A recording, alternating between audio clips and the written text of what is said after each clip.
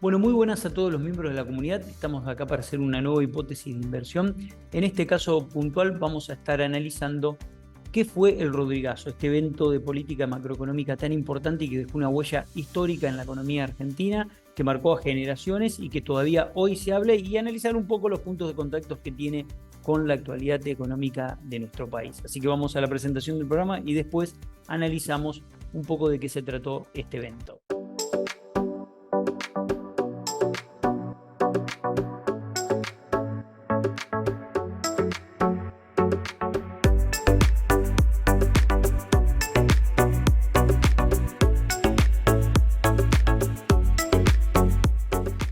Pero antes de comenzar con la hipótesis de hoy, te voy a invitar a este curso que es Economía para Inversores o Economía para Bolseros, para que puedas participar este día lunes 19 horas. Clases son lunes y miércoles. El curso tiene un 21% de descuento por la primavera, así que aprovechalo. Son 5 clases, hay muchísimas lecciones particulares grabadas aparte para que las puedas ver, las puedas analizar, y si querés aprender economía para tomar las mejores decisiones de inversión, estás invitado. Bueno, ¿qué fue este evento macroeconómico tan importante en la historia argentina, conocido como el Rodrigazo?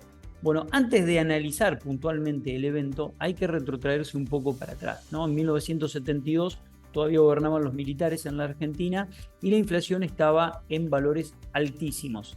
Llegó a 58.5 y al año siguiente llegó al 60.3%, el valor más alto de la historia argentina hasta ese entonces, en lo que iba de ese siglo, ¿no?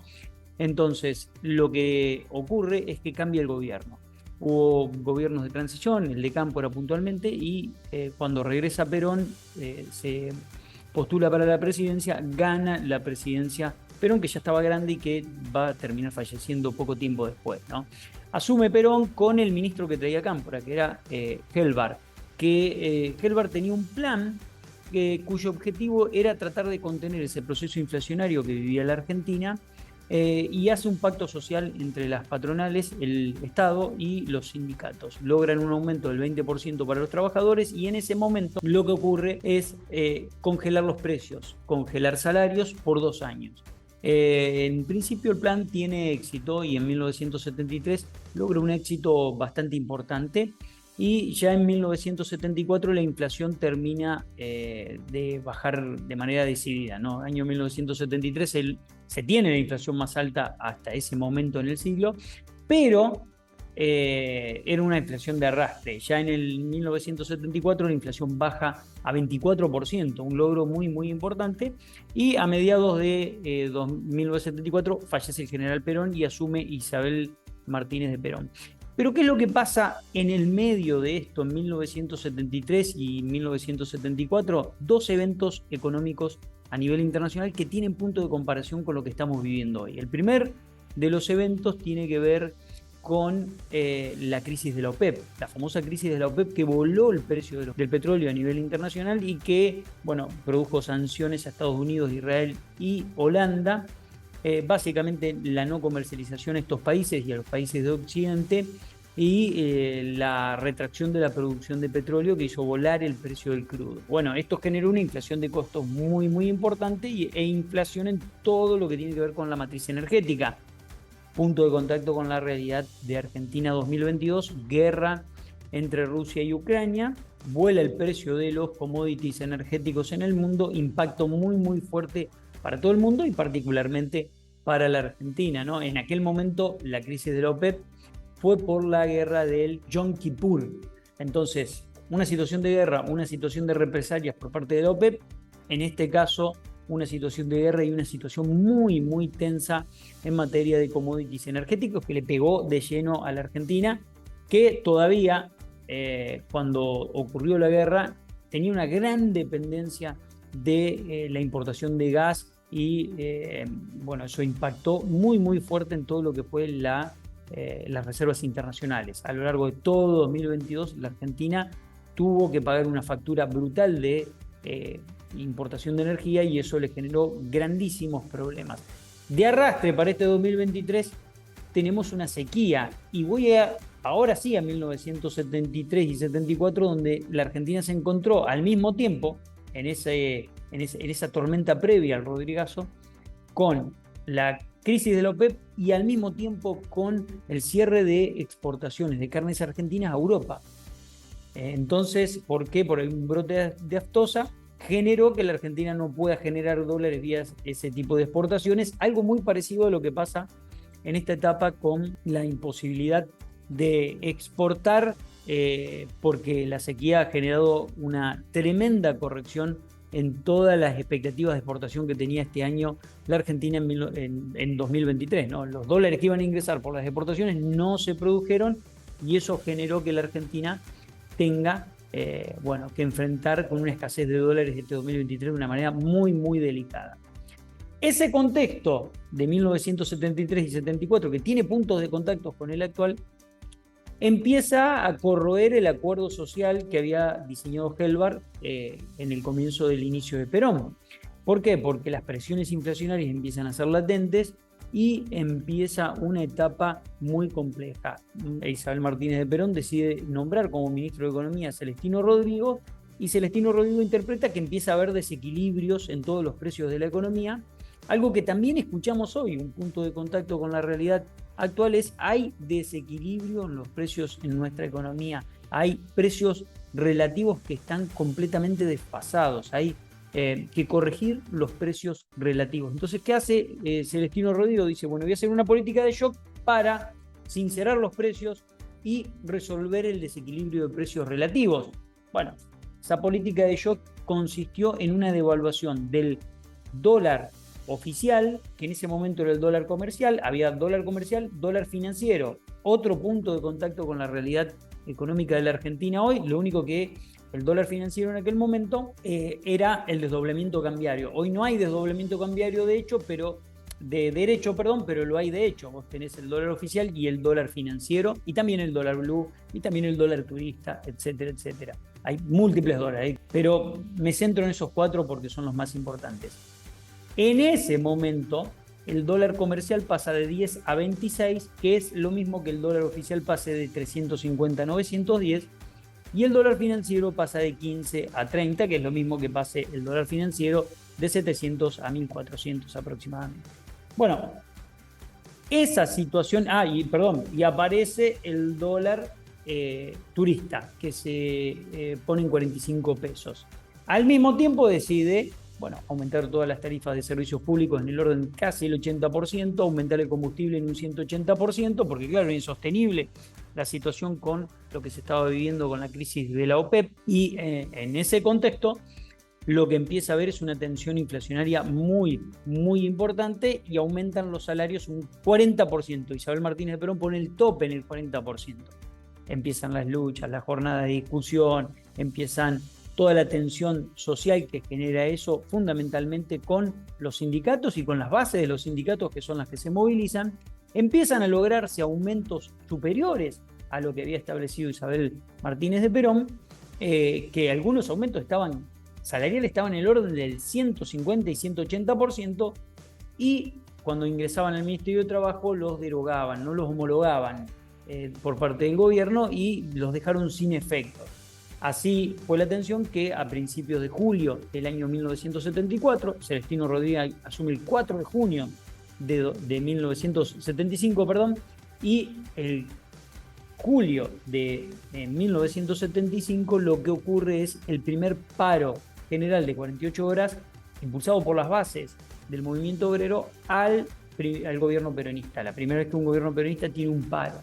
Bueno, lo que termina ocurriendo luego de ese paro, por toda la tensión que se genera, es que Celestino Rodrigo sale eyectado del Ministerio de Economía junto con López Rega. En ese momento, la inflación en el año 1975 escaló al 182% y al año siguiente el 444%.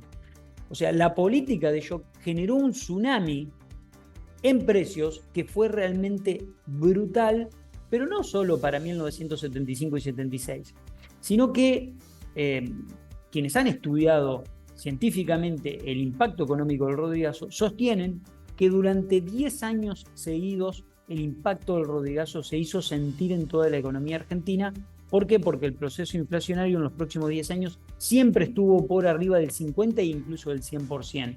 Y después empezó una etapa inflacionaria en la Argentina porque ya tiene que ver con otra etapa en la economía argentina.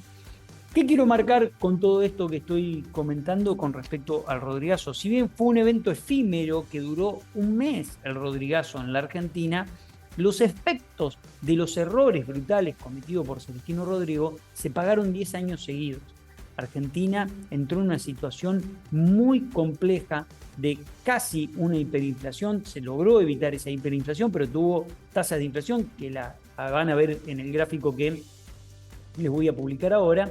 Tasas de inflación imposibles de contener, imposibles de controlar, y que todo el tiempo empezó a motorizarse una puja distributiva que no paraba y parecía no tener punto final, hasta tal punto que esto terminó de acomodarse recién en 1992.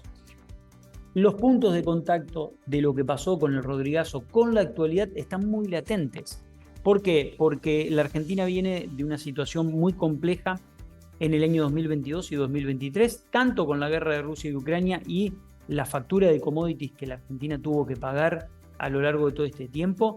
También se encontró con una sequía más importante de los últimos 50 años, que le generó una retracción de dólares que la Argentina iba a producir y exportar y que no se lograron generar. Lo mismo que le pasó en aquel entonces, previo al Rodrigazo, con el cierre de exportaciones al mercado europeo por parte de Argentina.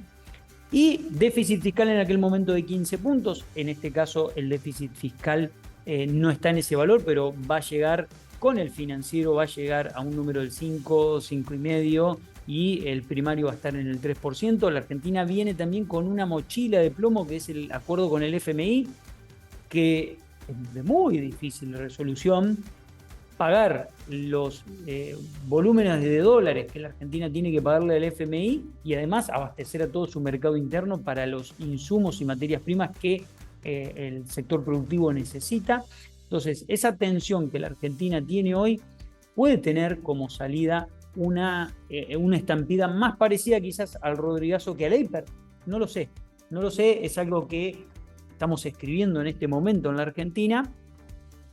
Lo cierto es que hay muchos puntos de contacto con lo que pasó en aquel entonces, y también las soluciones que proponen también me hacen ruido por ese lado, ¿no? Porque una política de shock en un contexto tan caliente y tan tensionante puede terminar produciendo una situación muy parecida a la de aquel momento. Por eso digo, hay que tener mucho cuidado con la forma en la que se sale de esta situación, porque además tiene particularidades muy importantes. Hay un volumen enorme de endeudamiento interno que la Argentina viene utilizando con el mercado interno, tanto en bonos SER y en bonos dólar link, y también con los plazos fijos. ¿Por qué? Porque todos los plazos fijos se dan vuelta a los bancos, los colocan en el IPSS y PASES, están representando 3.2 veces la base monetaria y creciendo ese dato que estoy volcando, y la tensión es muy, muy latente y muy importante. Una devaluación del 22% en la moneda, como se produjo hace muy poquito tiempo, tuvo un impacto muy fuerte en precios.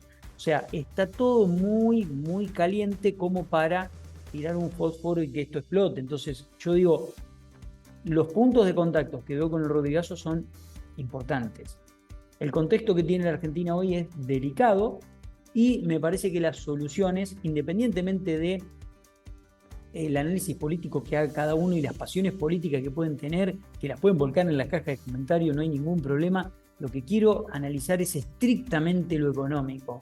Desde el punto de vista económico hay que prestarle mucha atención a la salida de esta situación. ¿Por qué? Porque la situación se puede poner muy compleja en la Argentina si tomamos decisiones equivocadas, y a veces las decisiones equivocadas, y vuelvo al caso de Celestino Rodrigo, solamente estuvo un mes en el gobierno Celestino Rodrigo tomando decisiones, y las decisiones equivocadas de Celestino Rodrigo le terminaron saliendo carísimo a la Argentina durante una década. ¿Por qué digo esto?